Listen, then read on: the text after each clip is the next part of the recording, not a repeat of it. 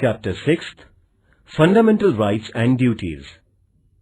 In the previous chapter, we studied how the Constitution of India was written.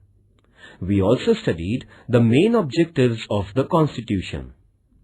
One way of ensuring that the objectives are achieved is to guarantee fundamental rights to the citizens. In this chapter, we shall study the rights included in the Constitution and why they are important. Introduction. Today, most countries, through their constitutions, grant rights to the citizens. The aim of such rights is to help in the all-round development of the people. Rights are necessary also for strengthening democracy. The fundamental rights, therefore, constitute a very important part of a constitution. I thought that uprisings in Tunisia or Egypt took place because those governments did not accept people's rights.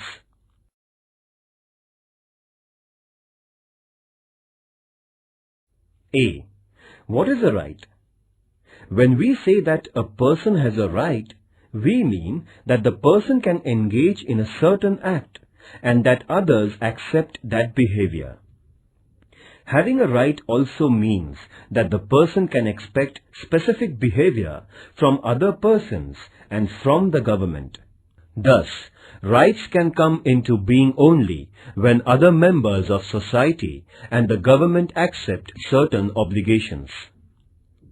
You must have seen that there is a silence zone near hospitals. This is a regulation local authorities declare that you cannot blow horns while passing through the silence zone. This regulation comes in the backdrop of a socially accepted idea that patients in the hospital need silence and that they are entitled to rest and recuperation in peace. Thus, the patient's claim to rest is accepted by society, and then a regulation is made to enforce that claim. Society accepts various such claims mainly when they are seen as reasonable. In other words, rights require in the first place an agreement among members of the society over what are reasonable claims of its members. Then, it also requires legal provisions for ensuring the rights. Such legal provisions include limits on the powers of the government.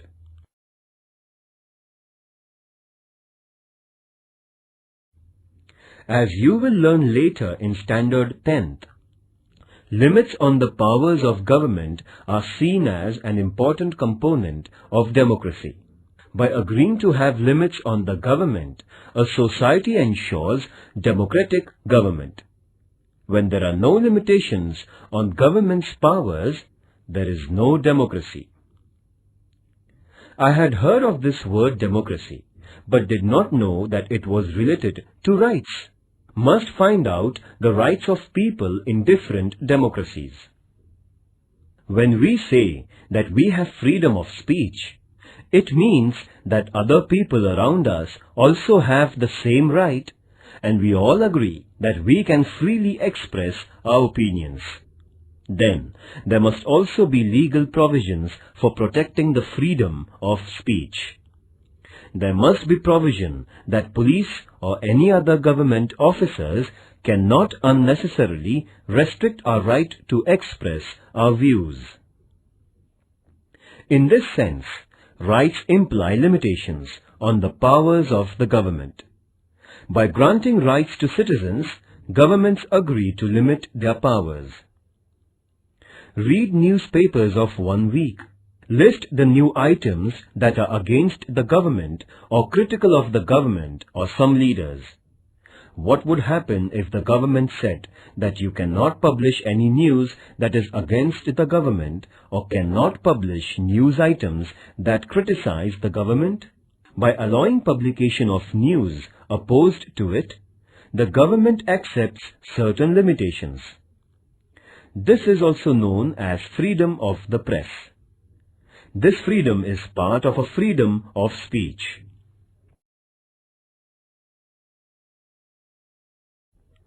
But granting these rights was not an easy or straightforward process. In many countries, people engaged in struggles with their rulers for long periods before they could get their rights. When the Constitution of the United States was written in 1787, the idea of rights also existed. But that Constitution originally did not mention any rights because makers of that Constitution felt that rights are already there and do not need mention in the Constitution. But on the demands of citizens, a Bill of Rights was subsequently included in the US Constitution, that is, in 1791. Since that time, it has become customary to include rights in the Constitution of a country. The Constitution of India includes a detailed list of rights. These are called fundamental rights. This means that these rights are of fundamental importance. They are so important that the government cannot take away these rights. Long back in 1215, the British monarch had to agree to some restrictions over the monarchical powers. This agreement is famous as the Magna Charta, a charter agreed by the king. Even after this, there were many struggles in England between the people and the monarch. Those struggles resulted into many more limits on the powers of the king or queen. Ultimately, these struggles led to democracy and acceptance of citizens' rights. In 1776, the American people declared their independence from England. That declaration is known as the Declaration of Independence, in which it was asserted that certain rights of human beings were inalienable, meaning that nobody could take those rights away. Similarly, the French Revolution of 1789 also underlined the importance of rights through the Declaration of Rights of Man and of the Citizens. The French Revolution led to abolition of the monarchy and the rise of democracy in France. In what way rights are related to democracy?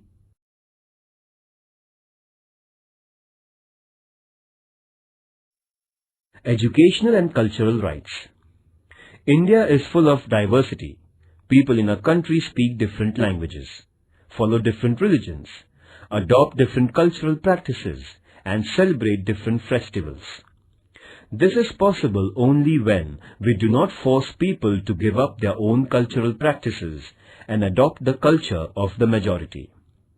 In every part of the country, some cultural or linguistic groups will be in a minority. Do they have to follow the culture of the majority? Freedom means that minorities should be free to adopt and practice their own culture.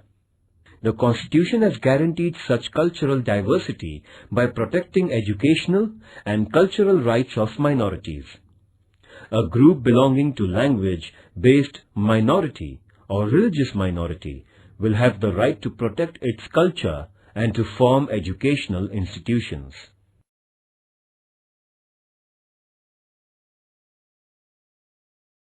B. Are fundamental rights mentioned in Indian Constitution.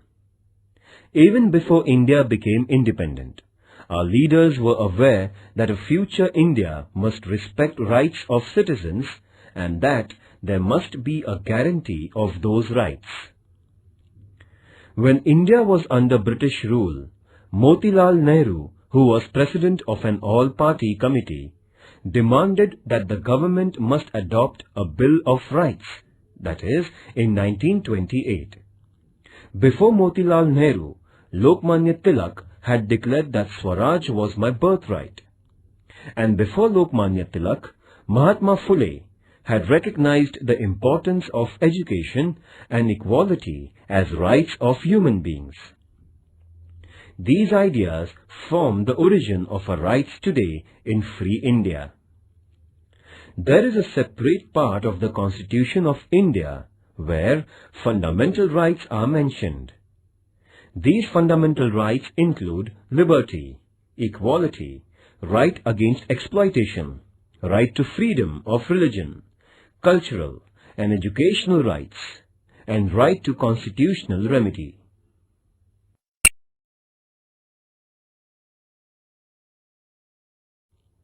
C. Human rights. It is now internationally accepted that every human being has certain rights. These are described as human rights. It is also accepted now that human rights should be adopted and guaranteed by every country, and necessary mechanism for protection of human rights should be created. In the year 1948, the United Nations adopted the Universal Declaration of Human Rights, 10th December 1948. This day is celebrated every year as Human Rights Day. Later, in 1966, the General Assembly of United Nations adopted the International Covenant of Economic, Social and Cultural Rights, and many countries have signed that agreement. According to the international norm, India has created the National Human Rights Commission in 1993. The Universal Declaration of Human Rights lists many important rights. These include individual freedoms such as freedom of speech, movement, etc., right to equality, cultural rights, and freedom of religion. Besides this, Declaration also includes wide-ranging rights such as right to work, right to rest and leisure, right to education, etc. The purpose is to ensure a balanced development of every individual and ensuring equal worth of all persons. Dignity and justice for all of us, this is the motto of the Universal Declaration of Human Rights. Activity. Using Internet, find out countries that have adopted the Declaration of Human Rights. For information about the number of countries that have signed the International Covenant, access the UN website.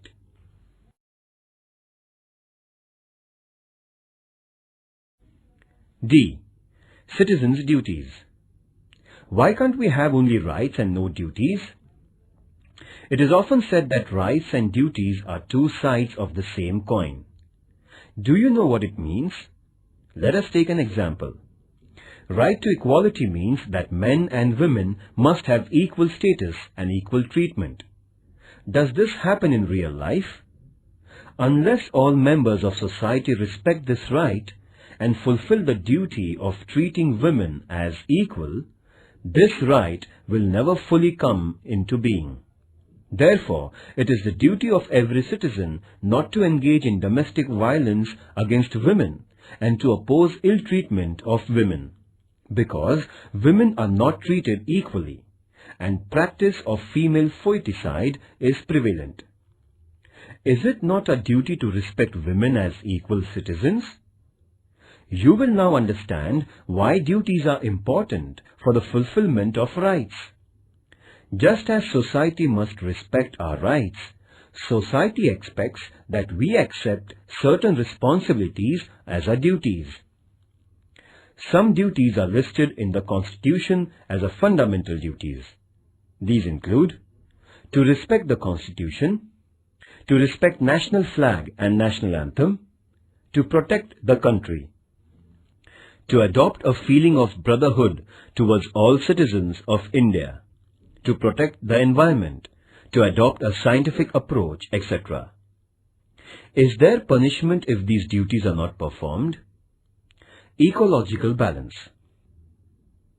Human beings are dependent on environment for air, water, trees and minerals. If we use these natural resources indiscriminately, that leads to environmental degradation. Our present generation may be happy to use as many trees as it can cut down, but what will happen to later generations? Already, over-exploitation of natural resources is leading to crises such as drop in rainfall, rise in temperature, and many other environmental hazards. This only shows the importance of duties, It is not our duty to use the natural resources carefully? Think of others and think of our future generations. Activity.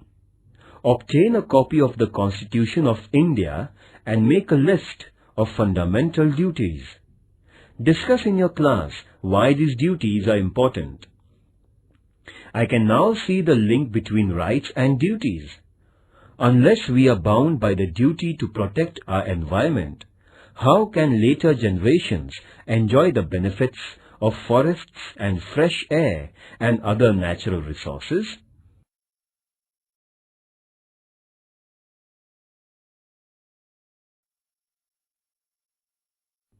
Right to equality. Democratic government means that the government is not arbitrary. It works according to rules and regulations. But what if rules were only applied to some people and not to some others? It would still be an arbitrary government. Therefore, there must be the same rules for everyone. This is the principle of equality before laws. Our Constitution guarantees that all persons will be treated equally by the government. Equality means that persons will not be treated differently just because of the gender, religion or caste, etc. Right to equality also means that everyone will get equal opportunities. Remember that there are many inequalities in our society, and to remove those inequalities is the objectives of our Constitution. Therefore, it is the responsibility of the government not only to treat all persons equally, but to implement policies that will bring equality in our social relations. You may have heard about reservation of seats in school and college admissions for women or persons of weaker sections. This is an example of government's efforts to bring equality. Right to equality does not mean only equal legal treatment. It also means that groups which are backward and traditionally discriminated against must get the opportunity to develop themselves and become equal in the true sense. Thus, right to equality puts a responsibility on the government to remove injustice and inequality.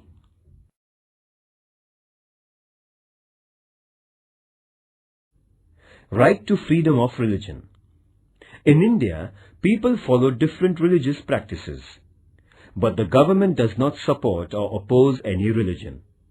Every person is free to follow any religion and pray according to her or his religion and also propagate their religion. The government will not differentiate between persons of different religions only on ground of their religion. And because there is no religion which is the official religion of our country, government or government-aided institutions will not force us to follow any particular religious practice. Government also does not itself preach any religion or give religious education in schools aided by it.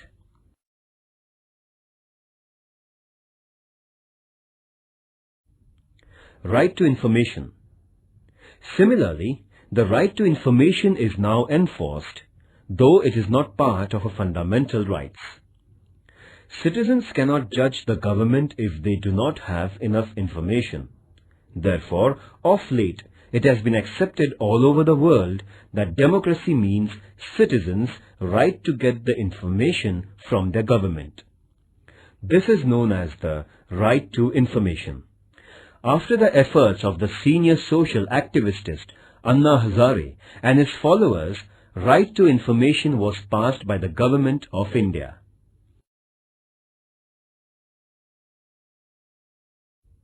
Right to liberty.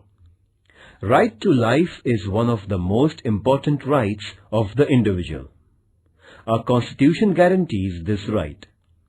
It means that even the government cannot take away our life or cannot arrest us without reason and without legal procedure. But merely a guarantee of life is not enough. As human beings, we want to live a meaningful life. We want to do things we like. We want to develop our personality, follow our hobbies, pursue our own interests.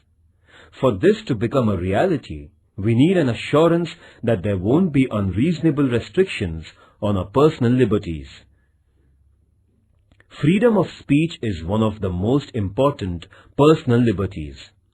Besides, we have the liberty to form associations and organize meetings. We also have the freedom to move freely in different parts of the country and reside anywhere in the country. And we have the freedom to undertake any profession or business of our liking.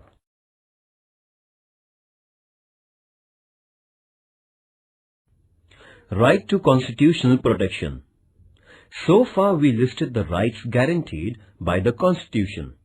But what do we mean by guarantee? If our right is violated, we can go to the government for protection.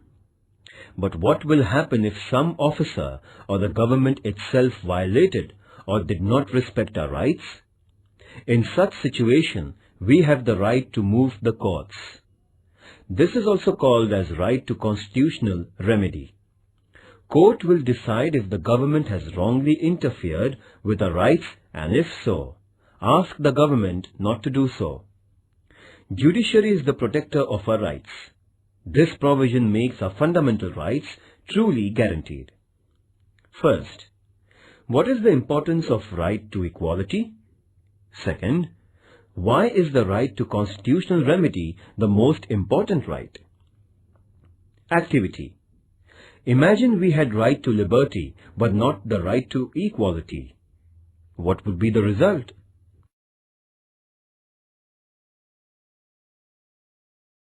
Right against exploitation. Both liberty and equality will be violated if some people are forced by others to undertake some work against their wishes. Because of poverty, there used to be many people who would take loans from private moneylenders, and the moneylenders would then force them to work without payments until the loan and interest are repaid. This practice was known as forced labor or wait. The Constitution has declared such practices as illegal. There will be no slavery in any form, and nobody will be treated as a bonded labor. Another fallout of poverty is that children from poor families are required to undertake work and earn money. As a result, children are sometimes employed in very hard and dangerous jobs, such as the job of making firecrackers. The Constitution has banned such practices because these involve exploitation of children. Children below the age of 14 years of age cannot be employed in hazardous jobs.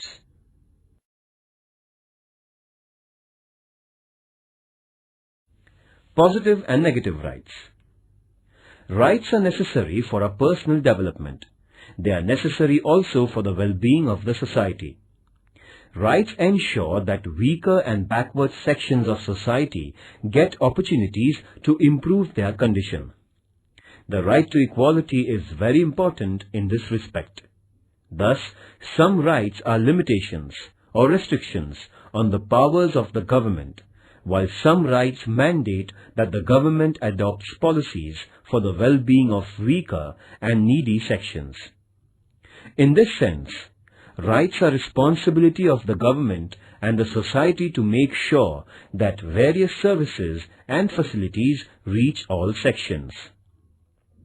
So, our rights are twofold. Some rights are restrictions on government, what the government cannot and should not be doing. Let us call them negative rights, because they tell us what the government should not do. On the other hand, some rights tell what the government should do. These are positive rights. Right to education, for instance, is a positive right. On the other hand, freedom of speech is a negative right, meaning that it states that government cannot put unreasonable restrictions on a freedom of speech.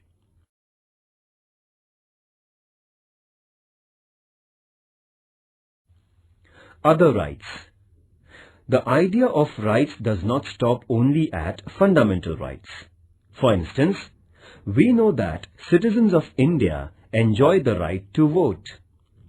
This right is not listed in fundamental rights, but it is part of our constitutional rights. Even after the Constitution was written, the scope of our rights has been expanded.